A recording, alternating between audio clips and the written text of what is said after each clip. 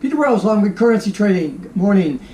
Building a position as opposed to scaling into a position. Those are two things that I think need to be differentiated. I don't see anybody else talking about that, and I've had several discussions with folks over email that I'm talking with, and they're confused a little bit about some of the information that I've been sharing about my staging process, and I've sort of lumped it all into one. So that's the topic of the day.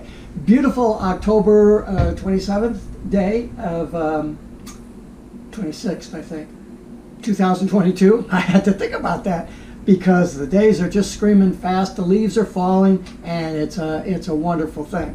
I spent the entire morning, instead of trading, I've got a monitor that's starting to flicker on me. My computer is running out of memory. I got to clean out the hard disk. I've got a terabyte of space on there, and it's filling up. And my TV screen is starting to flicker. So my electronic situation is not real good here today. So that's what I've been doing all day. In the last month or so, I have been branching a little bit more away from basic trading structure into more advanced stuff. Now, I specialize in working with four-figure and low five-figure account traders, Forex traders only. I'm not interested in trading the DAX, indexes, or gold or any of that shit. It's currencies who are trying to get grounded in their trading and are struggling. Maybe you're break even or making a little bit of money, but the prospect of trading a six-figure account, you know you're not ready for that because you're missing something. You know you're missing something, and that's the gap that I'm hoping to fill. I'm trying to I'll work with you if you're a beginner, but I'm not going to do consulting for beginning stuff. I'm not going to teach how to size your bank or stuff like that. I'm primarily working with the established four to low five-figure trader in a real account who's dealt with real live situations. They know their way around the trading desk, and they just need to know how to trade. They don't need to know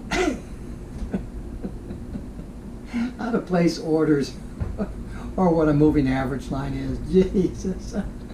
Some of the folks I'm working with, I am providing the basic foundation of that stuff. I'm not really charging for that.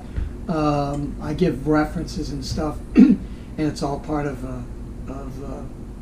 just trying to at least get you to the point where you know enough to ask some significant questions so I can try to get you started. And then, if you think I've really helped you out, you can take a course or we'll talk about some consulting or mentoring, but I'm not really trying to run a trading business here. But what I've tried to do recently is to branch into some of the more complicated things that you're going to face someday. When you get to trading 5 full lots, for example, you need about, I don't know, $40,000, $35,000 to do that. I would trade $50,000, $10,000 a lot. That's just the way I do it because margin runs about $6,000, and that gives me $4,000 of runway in order to flop around. That's just the way I do it. I don't suggest that you try to trade at 200 to 1. I mean, there's certain things that I'm going to lay out as basic frameworks that I use that I would suggest that you use in trying to get your trading structured. I get so many people asking me questions about how do you do this and how do you do that and how do you do this, but you don't even know how to trade yet. And so I think by presenting some of the not more difficult but more involved things like compounding or staging or negative staging or how you work in the position management phase of the life cycle of a currency trade, Those are all things that are beyond your simple basic working with a couple of mini lots or a full lot, and you're in there trading, you're banging away, and you're making 6-8 pips a day, and life is okay. But you're not going to replace your job income on that. And you want to be able to do that, but you don't know how to scale it. And so I'm trying to provide that information not as a suggestion that if you're in that 4-figure or low 5-figure account size, that you try to do this stuff because you're not ready for that. If you were ready for that, you'd have a bigger account. Okay? But I want to paint a framework for you so that you can see what's coming and why you have to do the things that I'm suggesting that you do in the 4 and low 5-figure account sizes to get ready to stage or compound or do some of these other things. In any event, all I've really been mentioning recently is staging and some of the stuff that I've been doing in staging my positions. You know, I'm dealing with a 6-figure account, and so I may be trading 10 lots, 20 lots. I've traded 25 lots. I could trade more, but I'm gradually scaling up. I started at the beginning of 2022. I didn't even trade for the first 2 months, and it's almost November of this year. So you know, I'm up over 80% on my risk on my bank, and I've done that scaling up from trading 3 to 6 lots at the beginning of the year, and then moving to 6 to 8 lots, 8 to 10, and then 15 lots, and moving up from there. You can't just go from trading 3 lots and all of a sudden you're trading 30 lots. You can't do that because things are different. If you're trading 3 lots, you shouldn't be staging in. There are reasons for that, and I'm not going to get into it now, but the staging comes later. The building a position comes later. Until you get to the later part, you're all in, all out. You're trading 3 lots, you go in with 3 and you come out with 3. You don't fool around. You don't compound it, you just go in. It's a constant bank of whatever it is that you're using. I would use $30,000 for a 3-lot account. Therefore, if I make $300, I've made 1% on my money. Okay, at 10 pips. So it's easy to calculate, and it's trading without fear. If you decide to let price run a little bit further into negative territory because you're fairly confident about the overall position and you don't want to lose your position by doing that, because you've got the runway behind you, because you've got, if your margin is $6,000, for example, you've got $4,000 of runway. That's 400 pips, right, per lot to let that run, to give it some breathing room. I don't advocate doing breathing room at immediate entry, but there are times after the entry where you're going to want to let that position move around a little bit. But I don't advocate that in my videos. That's something that I cover when I'm working with a student who's actually demonstrated their seriousness, and I can work with them in a managed and structured course environment or consulting environment.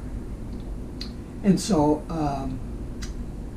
but if you don't understand what these things are, then you won't be looking at how to sharpen your skills at the all-in, all-out 4-figure and low 5-figure account levels in order to prepare yourself not only financially but also psychologically for how you're going to make these transitions.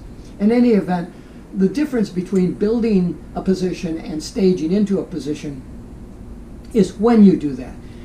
And again, this is one of the critical aspects that I try to deal with in my training, is the answering of the 3 questions for everything that you do.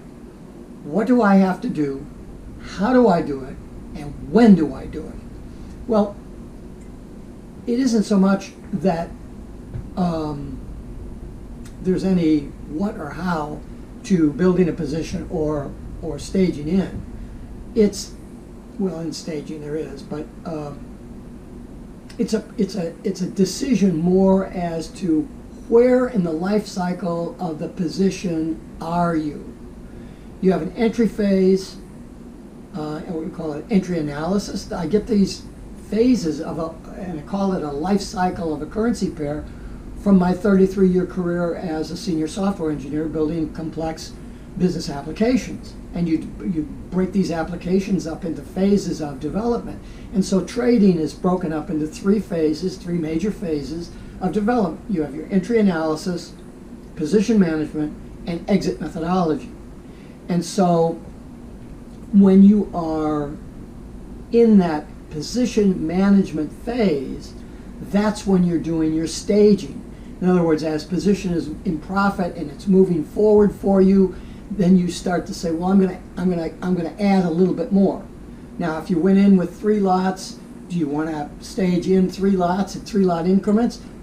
Probably not, because every time you stage a lot in, you're changing the average position value, and that the more that you stage, the more the average position value approaches the current position value, and just a little burp in price, boom, brings you down to the average position, and anything under that, and all of a sudden you're carrying 6, 8 lots and 10 lots, and you're 5 or 8 pips below the average position level, and you're sucking a lot of air here. So you got to be really careful with that staging. So there's a mathematical relationship between the distance between the current price and the average price and the number of lots that you're staging. There's a mathematical formula that I share with my consulting students that you can calculate where you feel comfortable and how you want to stage that position in as it builds, as price moves in your favor. That's staging. You're staging more lots into the position as the position moves in the direction you want to move it in. But that's not building a position. Staging a position happens in the position management stage of the currency life cycle of the currency pair. You build a position during your entry analysis phase. You have to think about this. By building a position, you go in and you do your entry. Maybe you go in with, maybe you say, you build your position to the point where you say, if I only get my average win value, then how many lots would I want to have times that pip value, that average winning pip value, to get as a profit. So for example, if I'm trading, I say I'm going to trade 4 full lots, and my average profit position is, let's say it's 10 pips. Okay, so in other words, $400. I get 4 lots. I'm trading $40 a lot, and I go 10 pips. I've got a $400 profit. So if that's good, which it is, right? That's 1%. So you'd say, okay, I'd be happy with a $400 profit. So when you open the trade, do you want to go in with 4 lots? Because maybe your stop is 10 pips away. Do you want to lose $400? You say, well, no, I'm not really sure that I want to. So, okay, maybe you go in with 2 lots, or maybe you go in with 1 lot. If 4 is all you got to pay, you go in with 1 lot. It goes in your favor, you drop another lot on there. You're building that position to the number of lots that you'd like to have when you reach a certain level, so that if price staggers and starts to go against you, you pull the plug and boom, and you're out. Okay, the 3 metrics that you're going to have in order to do what I'm talking about is you're going to have to be aware of what your win-to-loss ratio is, your average win value, and your per-trade expectation value. Those are the 3 metrics that I teach in my courses that allow you to figure out how to construct your staging, how to construct your building a position, how to set your stop, all that kind of stuff. It's all based on that. All I'm trying to make you aware of here is the difference between staging into a position that's in the position management phase and it's running in profit, as opposed to building a position. You build the position in the entry and out in the entry phase of the trade, such that if you have to close that trade, you at least get a valid percentage return on your risk. So if I say, oh look, I'm going to risk $40,000. I'm going to have $40,000 on the line, and the expectation is I need to get 10 pips from wherever the average position value is in order to get that $400. I might not want to be loaded into that 4-lot position within the first 5 pips of a profitable trade, simply from the standpoint that if I have to jump out with 3 pips of profit times $40, I made $120 on a $40,000 risk. Is that percentage gain worth the risk that you took? That's the question that you have to ask yourself as far as building your position goes. Because what happens is, once you've done building your position and you've got enough runway there to set your running stop to the point where if it falls back, you get that minimum value. Now, to me, a minimum value is 0.3% of your risk, and I'm talking about not 0.3 on a, if you're trading 4 lots and you're only using $6,000 to trade because you needed $5,800 of margin, and you're doing a $200 per lot thread. That's you're not basing it on that $6,000. You have to base it on the reasonable amount of money that you're willing to risk through the course of that trade. Just like if you're going to buy a house, you might be required to put $20,000 up front as down payment for the house, but you decide, look, I want to build in a little extra protection, so I'm going to put $40,000 up. I did that when I bought my condo that I lived in before I moved up here into this 1775 antique Cape that we currently own. The condo was $190,000. I needed, I don't know at the time, $10 or $15,000 to get into the thing. I put $100,000 in as my down payment because I didn't want a big mortgage, because I thought if I lose my job, I don't want to have a big mortgage in order to worry about. And so I had a $630 mortgage. That's fine, you know. Yes, I did have to put the extra money in, but that bought me peace of mind. That's part of risk management, okay? So in building a position, those are the concerns that you're having.